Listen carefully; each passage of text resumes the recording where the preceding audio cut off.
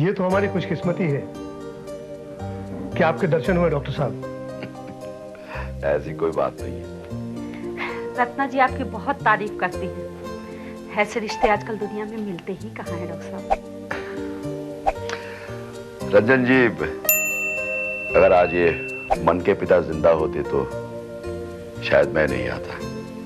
बहुत अच्छे दोस्त थे मेरे वो। अचानक उनकी मौत हो गई और मेरे हिस्से में इस परिवार की जिम्मेदारी आ गई। डॉक्टर साहब, आपने तो अपनी दोस्ती का फर्ज निभाया है। ये मन मुश्किल से उस टाइम में 8-10 साल का रहा होगा। तभी से बस इनके परिवार का गार्जियन हूं मैं।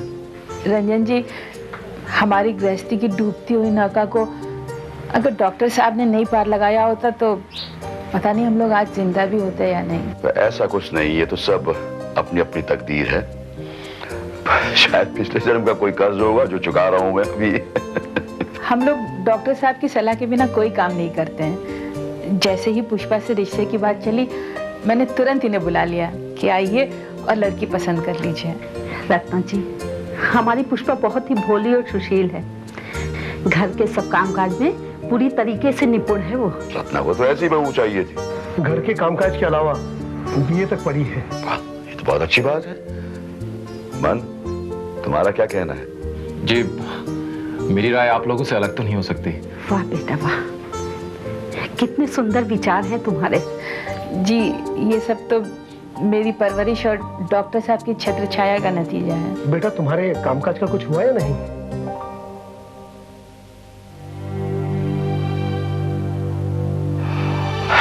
रंजन जी, इसका भविष्य तो बहुत उज्जवल है, बहुत होशियार है, होनहार है। इसे काम की कभी कमी नहीं होगी। बहुत दिनों तक इसने कंपाउंडर बनकर मेरे साथ काम किया है। अच्छा, ये तो हमें मालूम ही नहीं था।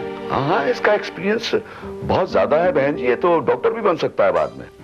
और फिर आपकी बेटी पुष्पा भी तो अपना भाग्य लेकर आएगी ना। इसमें कोई शक नहीं कि हमारी पुष्पा बहुत भाग्य वाली है। आपके घर में कदम रखते ही मन दिन दूनी रात चौगनी तरक्की करेगा, देख लीजिएगा आप। बस हम तो ये जानना चाहते हैं कि शादी में आप लोगों की कोई डिमांड तो नहीं है? बिल्कुल नहीं।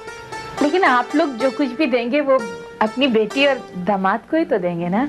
आप हमारी तरफ से पूरी तरह निश्चिंत रहें, हम शादी में कोई कमी नहीं होने देंगे। बस हमें शादी की जल्दी है।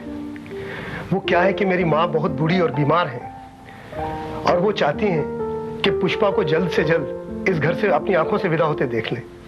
हमें कोई ऐतराज नहीं है।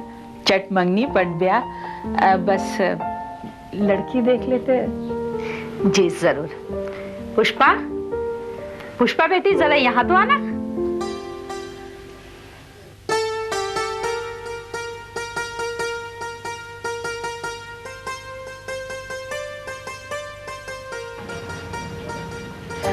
आओ बेटी, यहाँ हमारे पास बैठो।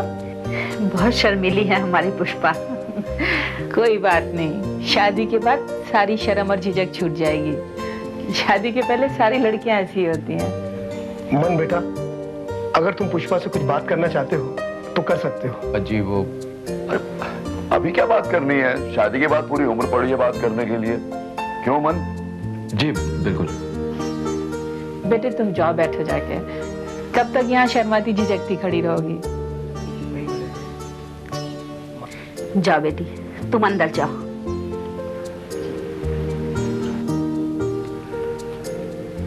रंजन जी, अब हमें आज्ञा दीजिए। आप ऐसे कैसे जाएंगे? मुंह मीठा करके जाइए। इसकी क्या जरूरत है बहन जी? अभी तो शादी होने वाली है, शादी के मौके पर ही मुंह मीठा कर लेंगे हम सब। क्यों रत्ना? जी, अब शादी जल्दी करनी है तो तैयारियां भी तो जल्दी करनी होंगी ना। मैं पंडित जी को बुलाकर हफ्ते भर के भीतर का मुहूर्त निकलवाता हूँ। ठीक है, तो फिर हम लोग को आज्ञा दीजिए।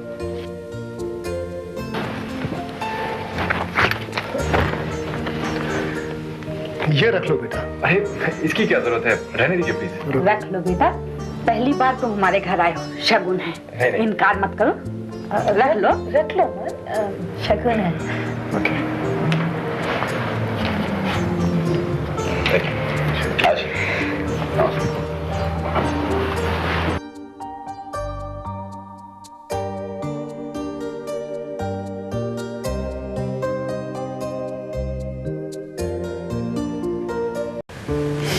मन, तुम्हारी माँ ने लड़की तो तुम्हारे लिए बहुत अच्छी पसंद की है। बाबूजी, आपको कैसी लगी? मुझे तो वाकई में बहुत अच्छी लगी। पढ़ी लिखी है, घरेलू लड़की है, खाता पीता परिवार है। हमें ऐसी ही बहू चाहिए थी जो अच्छी तरह से घर संभाल सके। अरे बहू तो ऐसी होनी चाहिए, वरना आजकल की लड़कियां तो अपने पढ़े लिखे होने का नाजायज फायदा उठाती। पुष्पा ऐसी नहीं है, मैं उसके घर वालों को बहुत पहले से जानती हूँ। अब देखो रत्ना, तुम्हारे कहने से मैं यहाँ तक आ गया, लड़की वालों से मिल भी लिया, अब मैं चलूंगा। ऐसी भी क्या जल्दी है, आज यहीं रुक जाइए। अरे नहीं रत्ना, अभी मैं नहीं रुक सकता, कल मुझे डिस्पेंसरी भी जाना है, डिस्पेंसरी का काम देखना है। एक दिन डिस्पेंसरी में काम नहीं करोगे तो क्या बहुत बड़ा नुकसान हो जाएगा?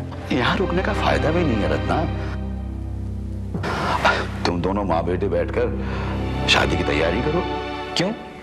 क्या आप शादी की तैयारी में हमारी मदद नहीं करेंगे? तू क्या सोचता है कि मैं घर घर जाकर तुम्हारे साथ शादी कार्ड बांटूंगा?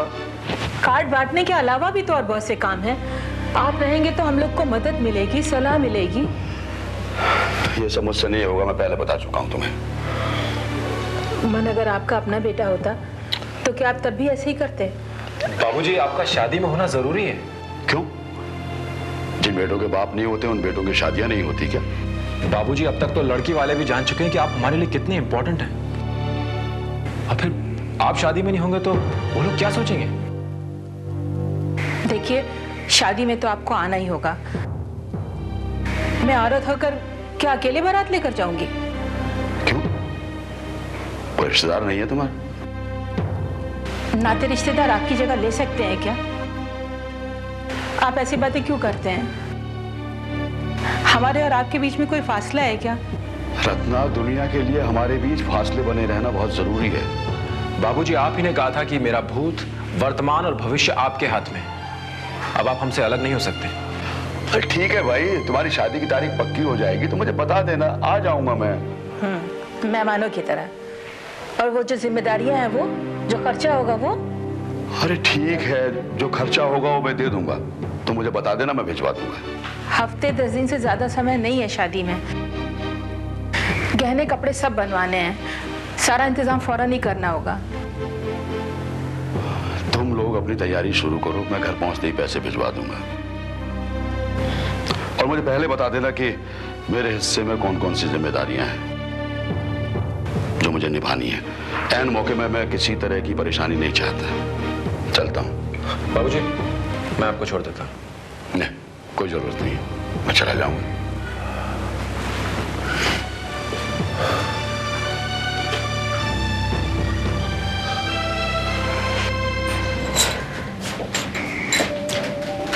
सरला जी, आश्रम के रजत जयंती समारोह के लिए सिर्फ 2 दिन रह गए हैं। उसके पहले ही आपको पूरी तैयारी करनी होगी। तैयारी तो हो रही है, कल तक सारा काम पूरा हो जाएगा। पूरे आश्रम की पुताई हो रही है, आश्रम की तो सूरत ही बदल जाएगी।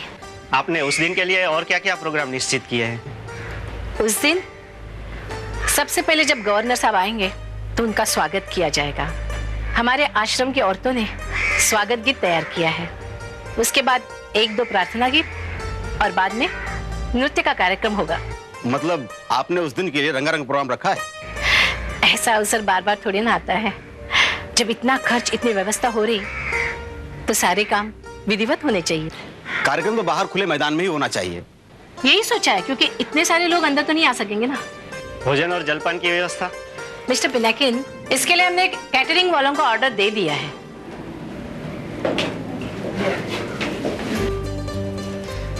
अच्छा है, बैठ जाओ। सरला दीदी, हम लोगों ने आश्रम की सजावट के लिए क्या बनाया है? दीदी, पूरे आश्रम में ये रंग बिरंगे झंडे लगा देंगे तो कितना अच्छा होगा। ठीक है, ये सब जाकर कुंती को दिखाओ, क्योंकि सजावट की जिम्मेदारी कुंती के ऊपर है। ठीक है दीदी, हम लोग जाके कुंती को दिखाते हैं। काफी उत्साह है आश्रम की औरतों में। इन औरतों के लिए ये समारोह शादी ब्याह से कम नहीं है। वैसे सूरजमल जी ने भी पूरे शहर को इनवाइट किया है। गवर्नर साहब के मुख्य अतिथि बनने से इस प्रोग्राम की रौनक और बढ़ जाएगी। हम इस बार आश्रम की औरतों को अच्छे बर्ताव और अनुशासन के लिए इनाम भी देंगे। ये तो बहुत अच्छी बात है। इससे आश्रम की औरतों में विश्वास पैदा होगा। इनाम के लिए आप ऐसी औरतों का चुनाव करके उनके नाम मुझे या सूरजमल जी को दे दीजिएगा। ठीक है, हम अपनी तरफ से कोई कमी नहीं रखना चाहते। मैं चाहती हूँ कि ये रजत जयंती समारोह आश्रम के इतिहास में याद किया जाए। ऐसा ही होगा। तो हम चले? हमें सूरजमल जी को जाके यहाँ की तैयारी की रिपोर्ट भी देनी है। आपको किसी चीज की जरूरत हो तो आप हमें फोन कीजिएगा। जरूर। नमस्ते। नमस्ते। नमस्ते।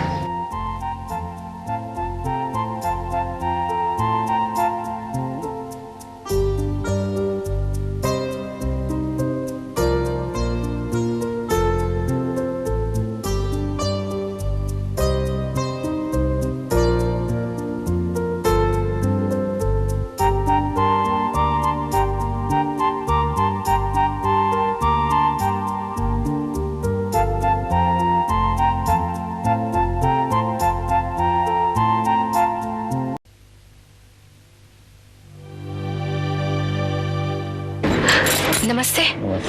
ऐसे क्या बात है जो आप लोगों ने मुझे यहाँ मिलने के लिए बुलाया, ऑफिस में नहीं आए?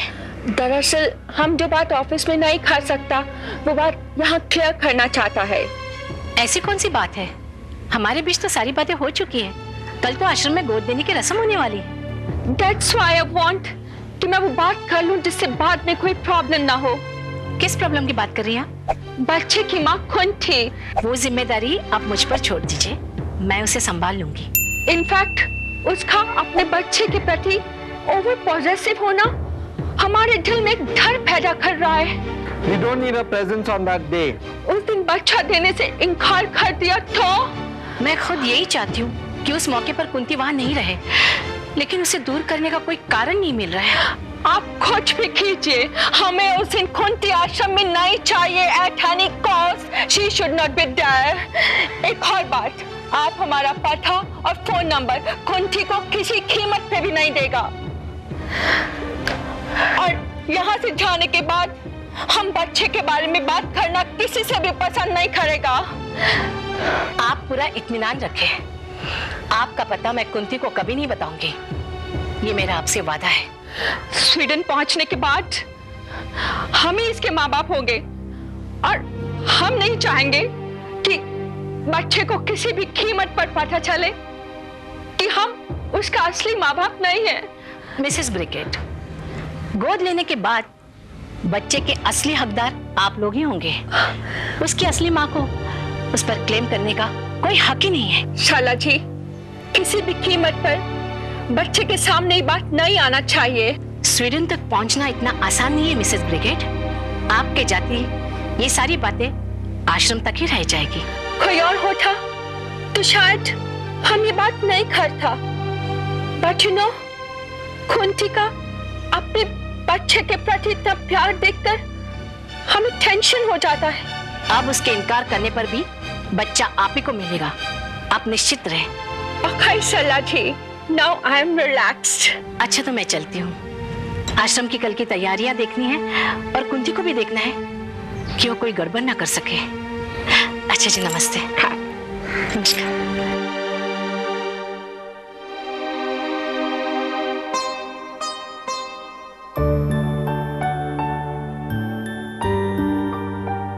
बस बस बस कर, तुम्हारा बुखार उतर गया है।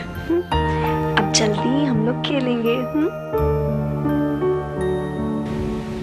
अच्छा सुनो, अगर कल तुमको बुखार आया ना तो मैं तुम्हें डॉक्टर के पास लेके जाऊंगी, फिर डॉक्टर तुमको इंजेक्शन लगाएंगे।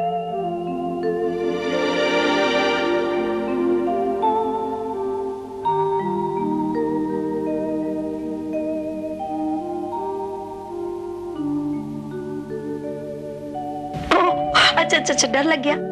मैं डॉक्टर साहब से कहूंगी कि हमारे कर्ण को इंजेक्शन नहीं लगाएंगे, ठीक है? ओके। अच्छा पहले पहले मामा की तरफ देखो। हाँ, मामा को हंस के दिखाओ दिखाओ।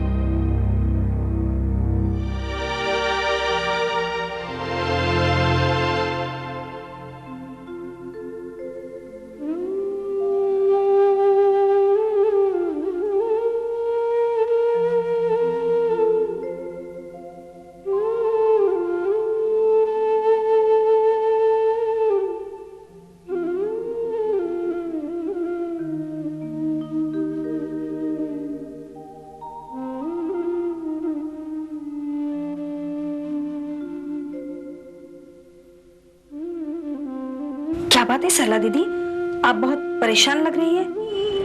प्रभा, मेरी परेशानी उस नेक काम से है जिसके लिए मेरा दिल गवाही देता है, लेकिन अचानक ऐसा महसूस करती हूँ कहीं मैं कोई गलती तो नहीं करने जा रही हूँ। अगर काम नेक है तो फिर गलती कैसी? ऐसी दुविधा में फंस गई हूँ कि कुछ सूझ नहीं रहा। आपका दिल क्या कहता है? मेरा दिल तो कहता है कि जो मैं कर रही हूँ वही बेहतर है। फिर आपको वही करना चाहिए। प्रभा, ये उलझन कुंती के बच्चे को लेकर है। मेरी नजर में जो भलाई है कुंती उसे बुरा ही समझती है। उसे भले बुरे की अगर समझ होती तो बात ही कुछ और थी। वो तो बेवकूफ है, उसे अपने बच्चे से कोई सुख नहीं मिलने वाला। वो तुम्हारी तरह समझदार नहीं है ना, उसकी यही नासमझी मेरे फैसले में रुकावट पैदा कर रही है। सरला दीदी, हर फैसले के दो पहलू होते हैं। जिसके लिए फैसला लिया जाता है उसकी अपनी समझ, और जो फैसला लेता है उसकी अपनी। आप उसे समझाती क्यों नहीं? मैं तो उसे समझा समझा कर थक चुकी हूँ। मैं तो जानती थी कि एक दिन ये बच्चा यहाँ से दूर जाने वाला है, इसीलिए कुंती से कहती थी कि उससे इतना मोह मत बढ़ा, लेकिन मेरी उसने बात सुनी ही नहीं। सरला दीदी, मोह तो अपने साथ की किसी भी चीज से हो जाता है। ये तो बच्चा है, लेकिन औरत को मोह को त्यागना आना चाहिए। मैं तो चाहती हूँ कि वो बच्चा उन स्वीडिश लोगों के पास ही चला जाए। मैंने तो उसके नापसंदी का नाटक कराया था, लेकिन वो लोग वही बच्चा चाहते हैं। लेकिन कुंती इस बात के लिए कभी तैयार नहीं होगी। ऐसे में आप क्या करेंगी? सोचती हूँ उसके बाबूजी के पास जाकर उनसे बात करूं। शायद वो मेरी बात समझकर कुंती को समझा सके। क्या कुंती के बाबूजी कुंती से बात करेंगे? कोशिश करती हूँ, क्योंकि कुंती को समझाना अब मेरे बस की बात नहीं है। बच्चा गोद देने में उसकी भलाई है। सरला दीदी, आज इस बात का यकीन हो गया कि आप कितनी भावुक और दूसरों के लिए फिक्रमंद है। अपनी सहेली की बेटी होने के नाते मेरा दायित्व और जिम्मेदारी और बढ़ गई है। मैंने कर्ण को गोद देने का फैसला तो किया है, लेकिन इसमें अगर कुंती की खुशी शामिल हो जाए तो कितना अच्छा होगा। कर्ण को गोद देने में उसकी भलाई है। मैं अभी जाके गजेंद्र से बात करती हूँ। प्रभा। जी दीदी। कुंती को इन बातों का बिल्कुल पता नहीं चलना चाहिए। तुम्हें मेरी कसम है। उसे इस बात का कभी पता नहीं चलेगा। आप मुझ पर भरोसा रखिए।